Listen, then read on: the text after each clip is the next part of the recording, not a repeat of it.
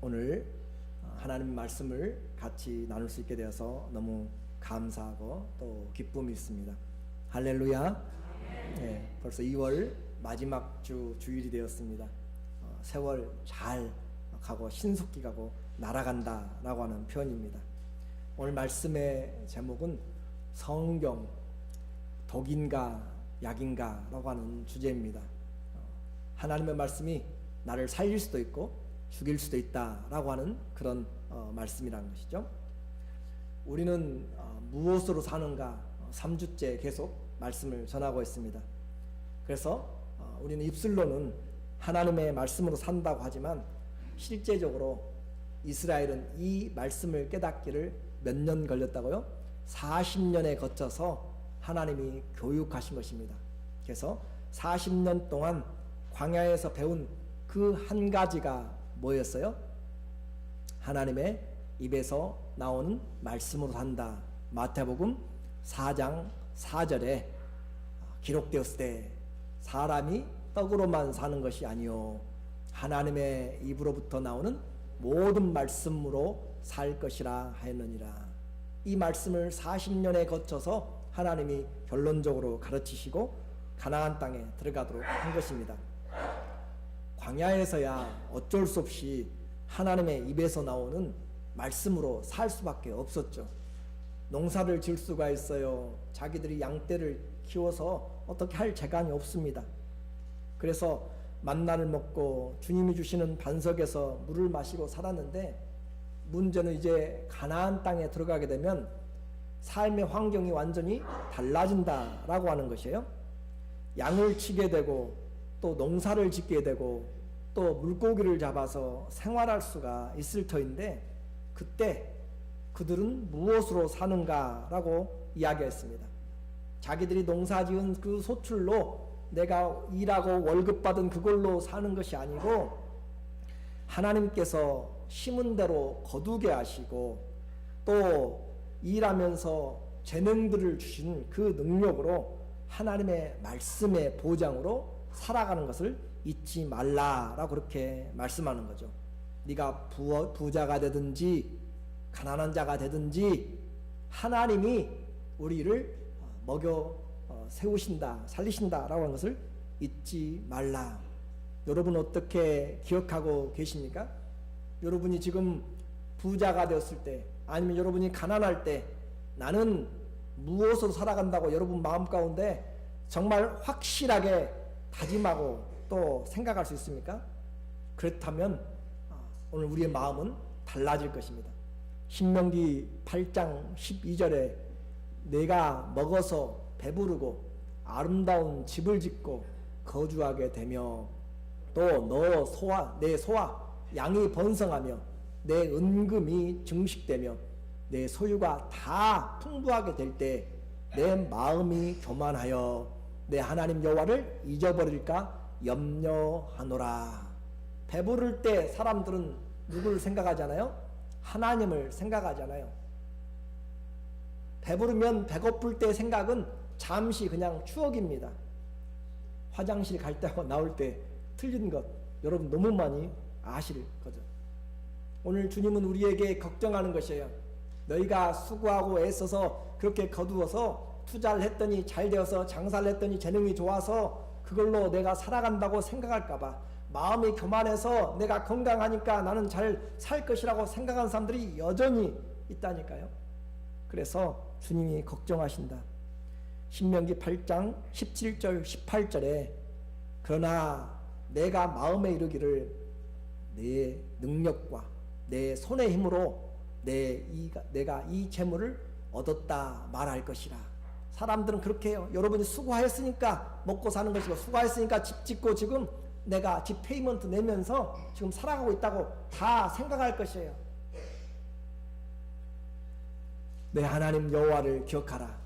그가 내게 재물 얻을 능력을 주셨습니다. 이같이 하심은 내 조상들에게 맹세하신 언약을 오늘과 같이 이루려 하심이라.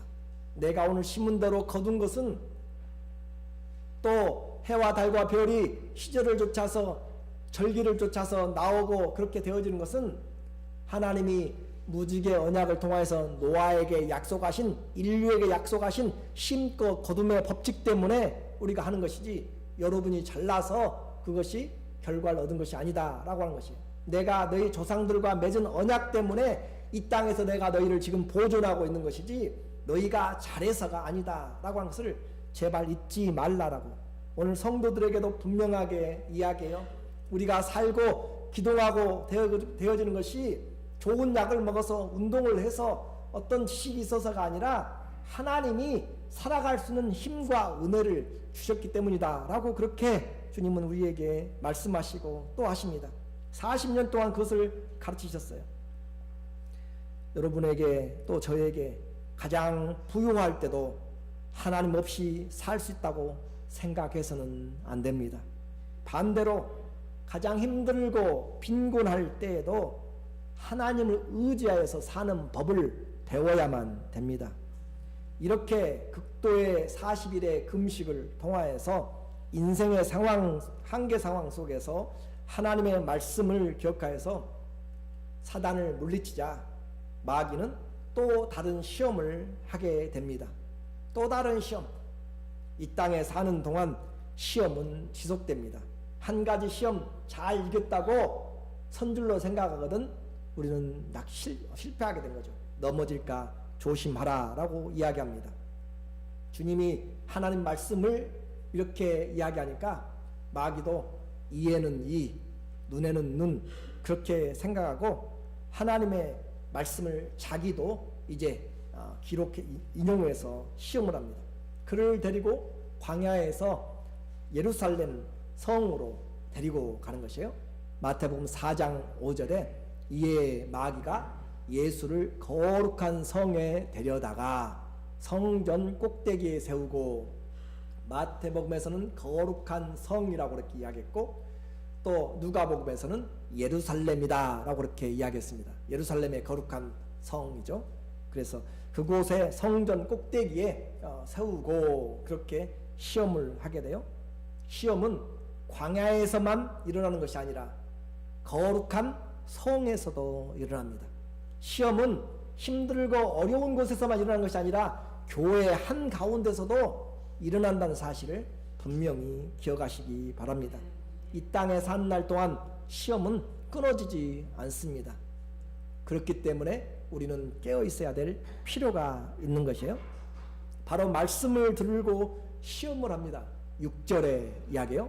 성전 꼭대기에 세우고 나서 가로되 네가 만일 하나님의 아들이거든 뛰어내리라 기록되었으되 저가 너를 위하여 사자들을 명하시리니 저희가 손으로 너를 받들어 발이 돌에 부딪히지 않게 하리로다 하였느니라. 뛰어내리라 이렇게 기록되었다. 네가 뛰어내리면 너를 위하여 사자들을 명하여서 저희가 손으로 너를 받들어서 너를 발이 돌에 부딪히지 않게 할 것이다 라고 그렇게 시편에 기록된 말씀을 가지고 그렇게 시험을 하게 됩니다. 천사들이 그 발을 받들어서 상하지 않게 할 것이니 마음 놓고 뛰어내림으로써 하나님이 정말 보호하고 있는지를 시험해 보라 라고 하는 것이죠. 어디에서요? 성전에서, 거룩한 곳에서 시험이 있습니다. 성도들이 많이 넘어지는 것 오늘 잘 들으셔야 돼요. 성도들이 많이 넘어지고 또 많은 이단들과 사이비들이 잘못되는 단계가 바로 이 두 번째 단계, 하나님의 말씀, 나를 살리기도 하고 죽이기도 하는 그 말씀을 분별하지 못할 때 그렇습니다. 수많은 사람들이 안 믿다가 예수님 믿고 예수님 잘못 믿고 말씀 잘못 듣고 가서 오히려 하나님을 대적하는 자로 그렇게 가버리게 되는 것이고 속은지도 모르게 되는 것이에요. 성도들에게 시험이 올 때 성도들은 깨닫습니다.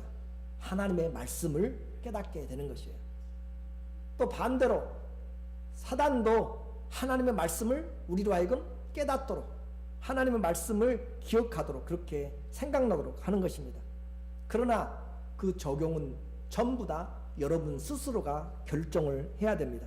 이것이 하나님이 주신 말씀인지 이것이 사단이 준 유혹인지 그것을 분별해야 될 필요가 있습니다. 그래서 똑같은 하나님의 말씀인데 잘 적용한 자들에게는 약이 되고 생명이 되고 잘못 적용하게 되면 독이 되고 사망의 길로 갈 수가 있다라고 하는 것입니다. 여러분은 성경적으로 어떻게 생각하세요?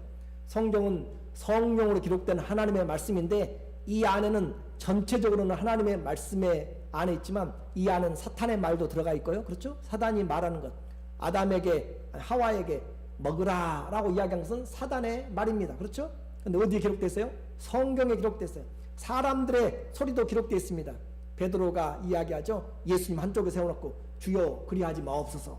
사람들의 소리도 들어있어요.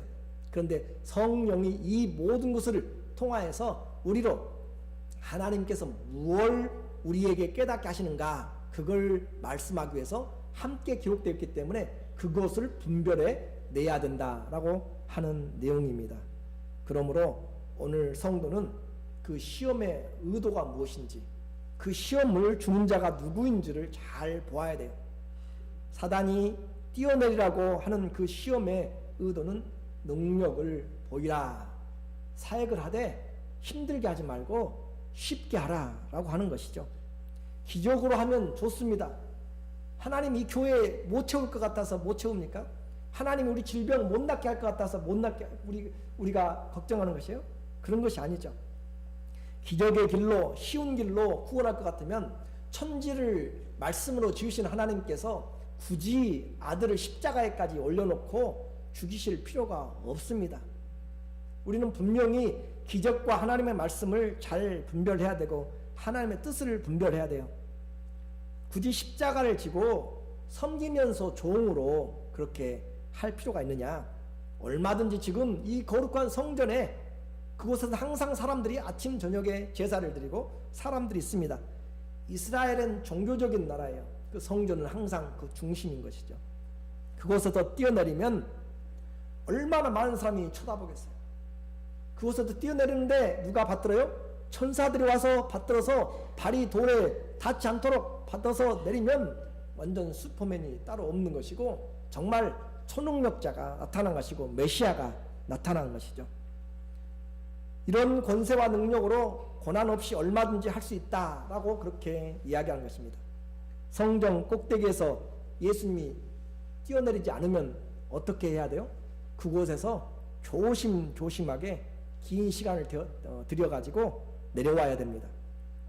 성전 꼭대기 올라갔다가 사람들에게 웃음거리, 조롱을 당하면서 감내하면서 비난의 손가락질을 받으면서 자신이 메시아임을, 그럼에도 내가 메시아임을 사람들에게 힘겹게 증거해 나가야 되는 것이죠. 성전에서 뛰어내려서 그 능력을 가지고 나오면 사람들이 얼마나 그를 환영할지 모릅니다. 성전에서 뛰어내리는 일은 쉬운 길입니다. 넓은 길입니다. 많은 사람의 주목을 한눈에 받을 수 있습니다. 우리 삶에 적용해 본다면 내가 힘들어요. 정말 어렵습니다.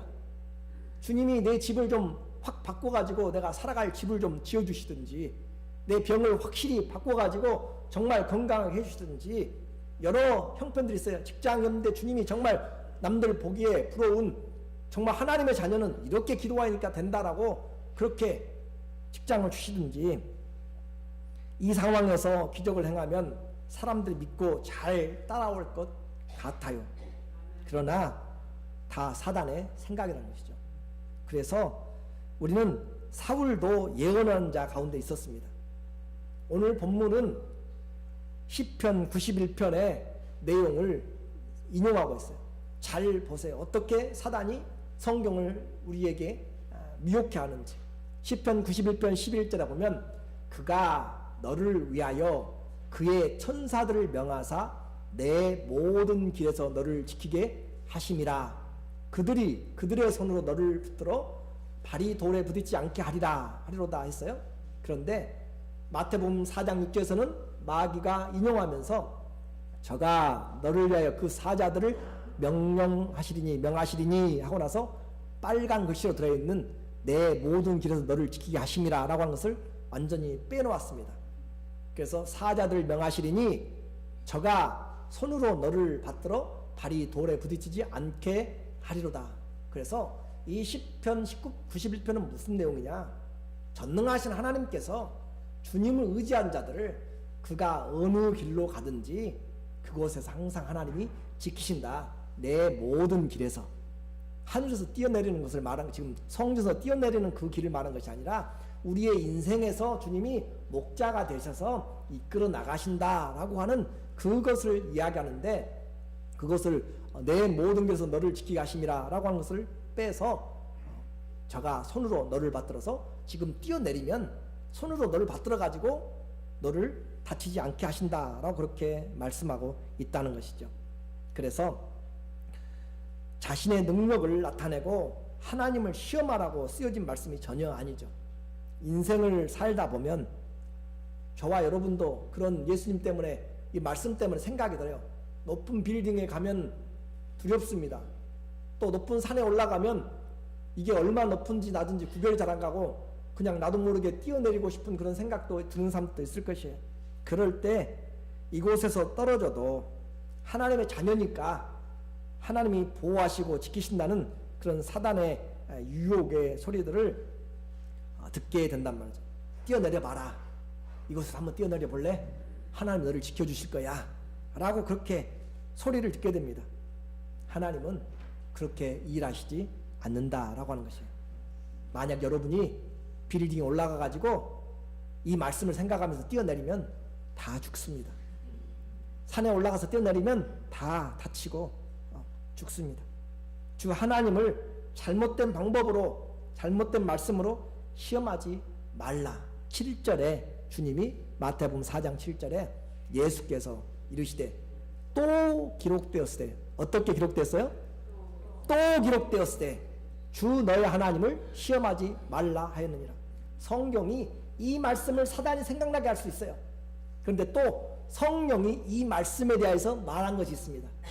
여러분은 사단의 소리만 듣지 말고 또 다른 기록된 말씀이 무엇인지를 알아야 돼요. 그래서 또 다른 말씀이 무엇인지, 이 말씀에서 정말 뛰어내린 것이 하나님의 방법인지, 하나님의 뜻인지, 하나님의 원하는 것인지, 아니면 이 말씀을 인내하면서 참고 내가 주님 앞에서 이 길을 가는 것이 주의 말씀인 시험하지 않는 것인지, 또 기록된 말씀이 여러분에게 있는가라고 하는 것이 중요한 것입니다. 또 기록된 말씀을 기억하지 못하면 여러분은 그 말씀에 이끌려서 그 말씀으로 따라갈 수밖에 없어요.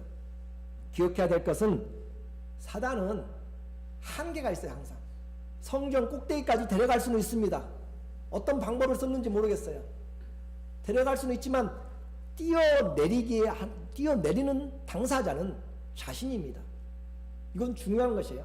사단이 여러분의 환경을 조성할 수 있어요. 그런데 뛰어내리고 죄를 짓는 것은 여러분 자신입니다. 하와를 유혹할 수는 있어요. 사과를 직접 먹는 것은, 사과인지는 모르겠지만 금단의 열매를 직접 먹는 것은 사람입니다. 무슨 말씀인지 이해가 되세요? 말을 끌고 물가에 데려갈 수 있지만 물을 먹는 것은 말이 먹어야 되는 것처럼 사단은 여러분을 시험의 환경으로 데려갈 수 있어요. 그런데 시험에 빠지느냐 안 빠지느냐는 누구에게 달려있다고요? 아직 잘 이해가 안 되시는 것 같아요. 똑같이 3일을 굶었다고 해가지고 다 도둑질하는 것이 아니다는 것이에요.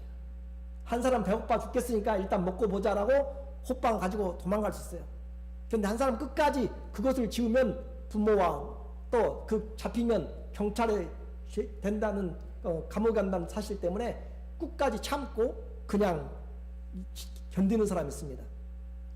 사단이 우리를 시험한다고 해서 다 넘어지는 것이 아니라니까요. 여러분에게 환경에 죄의 모습을 가져다 놓는다고 해서 다 넘어가면서 환경 탓할 필요가 안 된다는 것이죠. 창세기 4장 7절에 우리에게 이야기하죠. 죄가 문 앞에 엎드려 있느니라. 죄가 너를 원하나 너는 죄를 어떻게 하라고요? 다스릴지니라. 죄가 여러분 앞에 엎드리고 있어요. 사자가 문 앞에 서서 엎드리고 있지만, 사자같이 엎드리고 있지만 너는 죄를 다스리라. 오버컴하라. 룰 오버하라고 하죠. 컨트롤 하라고 이야기죠. 우리에게 죄를 이기는 능력을 주셨다는 거예요. 우리에게 죄에 빠지 않는 또 기록된 말씀을 주셨다는 것이고, 그래서 죄를 짓고 안 짓고는 바로 여러분에게 속한 것이기 때문에 오늘 우리는 분명히 믿음의 길을 잘 보고 하나님의 말씀이 나를 살리도록 그렇게 적용을 해야 되는 것이죠. 예수님은 성경을 정확하게 아셨습니다. 언제가 하나님의 일을 하시는 때인지, 어떤 것이 주님의 일이고 주님의 말씀이 이 상황에 맞는 것인지 주님 그것을 알았다라고 하는 것이죠. 그래서 기록된 또 다른 신명기의 말씀을 통하여서 사단을 대적하신 것이죠. 신명기 6장 16절에 너희가 마사에서 시험한 것과 같이 너희의 하나님 여호와를 시험하지 말고 하는 것을 지금 여기에다 끌어다 쓰면서 이 하나님 시험하지 말라, 그것을 지금 성경 꼭대기에서 지금 이야기하고 있는데, 이 말이 도대체 마사에서 무슨 시험을 했는가? 이스라엘 사람들이 광야에 한 마사라고 하는 장소가 있어요. 그곳에 무리바라고 하는 곳에서 무슨 시험을 했는가? 출애굽기 16장에 보면은 그 배경이 나오는데, 16장에서 처음으로 만나가 내립니다. 만나를 먹고 이제 하나님의 기적을 맛보고 가고 있는데 광야의 노정 중에, 그 말이 나와요. 광야에 가는 길 중에, 가는 그 여정에서 그들이 무리바라고 하는 곳에 이르렀는데 마실 물이 없더라. 길에서 200만이나 되는 사람들, 가축들까지 하면 수백만이 되는데 그들이 마실 물이 없어요. 미친 일이잖아요. 마실 물이 꼭 필요한 것입니다. 돈을 달라는 것도 아니에요. 마실 물이 없어요. 그래서 그들은 화가 나기 시작했고 원망과 불평이 속에서 끓어오르기 시작했습니다. 모세, 너 우리 죽이려고 광야에 데려왔느냐? 라고 이야기하면서 이제 한 사람 들고 일어나니까 우죽순처럼 벌떼처럼 일어나가지고 아주 대적하면서 그렇게 할 때 하나님이 모세에게 이야기합니다. 모세야, 네 앞에 있는 반석에 올라가서 반석을 쳐라. 그리하면 물이 나올 것이다. 그들로 먹게 하라. 라고 이야기하는 내용이죠. 출애굽기 17장 7절에 그가 그곳 이름을 마사 또는 무리바라 불렀으니 이는 이스라엘 자손이 다투었으며 또는 그들이 여호와를 시험하여 이르기를 여호와께서 우리 중에 계신가 안 계신가 하였습니다. 광야 이스라엘이 이집트에서 나올 때 10가지의 재앙을 통하여서 기적들을 맛보고 왔습니다. 또 홍해를 건널 때는 어떻게 했어요? 뒤따라오던 애굽의 군사들 다 물속에 수장시키고 자기들은 마른 땅을 건너서 왔어요. 하나님이 함께 하심을 찬양했고 나와서 소고치며 춤추면서 하나님의 이름을 높여 불렸습니다. 그리고 배고플 때 만나가 새벽마다 떨어지는 것을 맛보고 있는 그 시간에 지금 가는 길에 목이 말라서 물이 없으니까 우리 중에 진짜 하나님 계시기는 한가? 남의 일 같으세요? 여러분에게 여기서 중요한 것은 광야의 노정길입니다. 성전에서도 시험이 있다고 그랬죠? 광야의 노정길, 가는 길에서 여러분 인생에서 학교를 가야 되고 직장을 잡아야 되고, 그런데 그곳에서 직장을 못 잡을 때도 있어요. 그렇죠? 가는 광야 인생의 길에서 물 꼭 필요합니다. 근데 물이 없을 때가 있어요. 돈이 꼭 필요해요. 돈이 없을 때가 있어요. 그럴 때 하나님이 계시기는 한 건가? 라고 다투었단 말이에요. 하나님이 계시기는 한 건가? 라고 그렇게 다투었다. 성도의 인생에서 신앙 여정에서 꼭 필요한 물이 안 나온다고 다투지 말라라고 하는 것입니다. 불평하지 말라라고 하는 것이에요.